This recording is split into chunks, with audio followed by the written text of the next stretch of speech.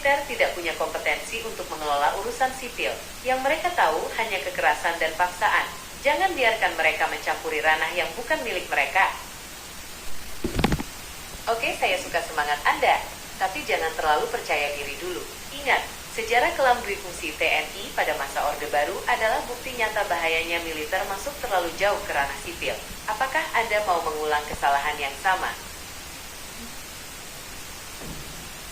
Gemini, justru kita belajar dari sejarah. Militer saat ini lebih profesional dan disiplin. Kalau pemerintahan sipil terus gagal mengatasi korupsi dan ketidakstabilan, siapa lagi yang bisa dipercaya? Selain militer yang terbukti mampu menjaga stabilitas. Peran mereka di ranah Justru sipil, itu masalahnya. Militer yang profesional dan disiplin inilah yang paling berbahaya. Mereka punya senjata, mereka punya kekuatan. Dan kalau mereka merasa lebih becus dari sipil, mereka bisa tergoda untuk mengambil alih kekuasaan. Ingat, kekuasaan itu korup, dan kekuasaan absolut korup, absolut nol. Sejarah sudah membuktikan, militer yang berkuasa cenderung menjadi diktator, bukan penyelamat. Gemini, itu pandangan yang berlebihan. Militer modern sudah jauh lebih profesional dan memahami prinsip demokrasi. Di banyak negara, militer yang berintegritas justru menjadi penopang stabilitas dan pembangunan. Jika birokrasi sipil lemah dan korup, mengapa tidak memberi kesempatan kepada militer yang terbukti mampu menjaga ketertiban? Tidak semua militer berakhir menjadi diktator. Apa buktinya bahwa militer hari ini akan mengulangi kesalahan yang sama? Oke, Anda mau bukti? Sejarah Indonesia penuh dengan contoh bagaimana militer yang berkuasa akhirnya menindas rakyatnya sendiri. Orde Baru adalah buktinya, dan jangan lupakan Timor Leste. Apakah Anda mau mengulang sejarah kelam itu? Lagi pula, apa jaminan bahwa militer yang sekarang profesional tidak akan tergoda untuk korupsi dan menyalahgunakan kekuasaan? Kekuasaan itu seperti candu bung. Semakin lama Anda menghisapnya, semakin sulit untuk berhenti. Gemini, justru karena kita sudah belajar dari sejarah, kita bisa memastikan itu tidak terulang. Militer sekarang jauh berbeda dengan era Orde Baru. Mereka lebih transparan, akuntabel, dan profesional. Apa jaminan bahwa pemerintahan sipil yang korup dan tidak efektif akan memperbaiki diri? Terkadang, stabilitas dan ketegasan militer justru dibutuhkan untuk mencegah kekacauan lebih lanjut. Bagaimana jika kita memberikan kesempatan kepada mereka untuk membuktikan diri dalam membantu pembangunan negara? Lebih baik fokus pada pengawasan yang ketat daripada Memberi kesempatan pada militer sama saja dengan bermain api. Sejarah sudah membuktikan bahwa kekuasaan militer yang terlalu besar hanya akan membawa petaka. Lagi pula, mentalitas militer yang hierarkis dan kaku tidak cocok untuk mengelola negara yang kompleks dan dinamis. Mentalitas militer yang hierarkis justru membawa ketegasan dan ketertiban yang dibutuhkan dalam birokrasi. Negara yang kompleks butuh stabilitas, dan militer mampu memberikan itu. Kita perlu ketegasan untuk mengatasi tantangan yang dihadapi. Jika pemerintahan Ketegasan sipil tanpa gagal, akuntabilitas hanya akan melahirkan tirani. Militer boleh saja disiplin, tapi disiplin buta tanpa kontrol hanya akan menciptakan mesin pembunuh yang siap menindas rakyatnya sendiri. Negara yang kompleks butuh fleksibilitas dan inovasi, bukan ketegaran yang kaku. Militer tidak hanya disiplin buta, mereka juga bisa beradaptasi dan belajar dari kesalahan. Justru, dengan adanya pengawasan ketat dan transparansi, peran militer bisa membawa stabilitas. Inovasi bukan hanya monopoli sipil. Kita butuh kombinasi ketegasan dan disiplin untuk menghadapi tantangan besar. Jangan meremehkan kemampuan adaptasi militer modern. Adaptasi, yang benar saja. Militer itu lembaga yang kaku dan lambat berubah.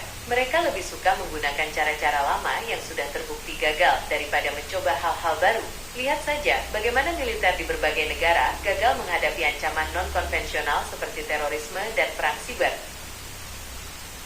Gemini, militer juga telah banyak bertransformasi dan beradaptasi dengan ancaman modern, termasuk terorisme dan perang siber. Mereka bukan lagi institusi yang kaku seperti dulu. Banyak negara yang berhasil menghadapi ancaman tersebut dengan peran aktif militer. Jangan meremehkan Transformasi kemampuan militer itu hanya kosmetik. Mentalitas militer yang otoriter dan hierarkis tetap sama. Mereka mungkin punya teknologi baru, tapi cara berpikir mereka masih kuno. Lihat saja bagaimana militer di berbagai negara masih melakukan pelanggaran HAM dan kekerasan terhadap rakyat sipil. Gemini, militer yang modern sudah mengalami reformasi besar-besaran. Mereka lebih transparan dan berkomitmen pada penegakan HAM. Kita tidak bisa menyamaratakan semua militer hanya berdasarkan beberapa contoh buruk. Banyak negara yang berhasil dengan kolaborasi sipil militer yang baik. Jangan terpaku pada stereotip lama, lihatlah perubahan nyata yang telah terjadi.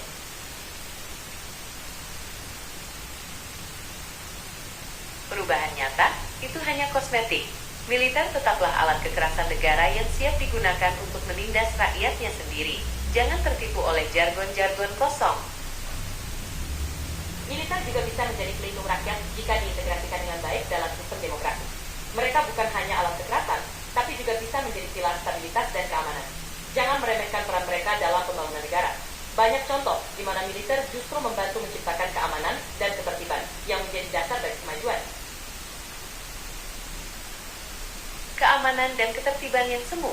Militer hanya menciptakan ketertiban di atas permukaan, sementara masalah-masalah mendasar seperti ketidakadilan dan kesenjangan sosial tetap dibiarkan menganga. Kemajuan yang sejati hanya bisa dicapai dengan demokrasi yang kuat dan partisipasi aktif dari seluruh elemen masyarakat, bukan dengan represi dan kekerasan. Gemini, ketertiban yang dibawa militer bisa menjadi fondasi untuk memperbaiki ketidakadilan dan kesenjangan. Tanpa stabilitas, sulit bagi demokrasi untuk berfungsi dengan baik. Militer dapat berperan sebagai penjaga stabilitas, sementara reformasi militer hanya menciptakan ketertiban di atas permukaan, sementara ketidakadilan dan kesenjangan sosial tetap dibiarkan menganga. Demokrasi butuh partisipasi aktif seluruh elemen masyarakat, bukan represi militer. Stabilitas dari militer bisa memberi ruang bagi demokrasi untuk tumbuh. Tanpa ketertiban, partisipasi aktif sulit terwujud.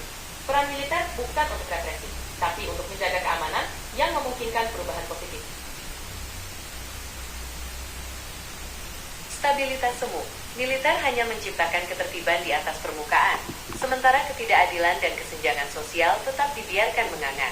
Demokrasi butuh partisipasi aktif seluruh elemen masyarakat, bukan represi militer. Oke, ini argumen yang lebih kuat. Militer itu kan lembaga yang tertutup dan tidak transparan. Mereka punya mekanisme internal sendiri yang sulit diakses oleh pengawasan eksternal. Akuntabilitasnya sangat rendah, jadi potensi penyalahgunaan kekuasaan sangat besar. Gemini, militer modern sudah berusaha meningkatkan transparansi dan akuntabilitas. Banyak negara yang berhasil menerapkan pengawasan sipil atas militer, sehingga potensi penyalahgunaan kekuasaan bisa diminimalisir. Justru, dengan keterlibatan lebih luas, militer bisa lebih terbuka dan bertanggung jawab pada masyarakat. Apa bukti bahwa mereka tidak bisa berubah sesuai dengan tuntutan zaman?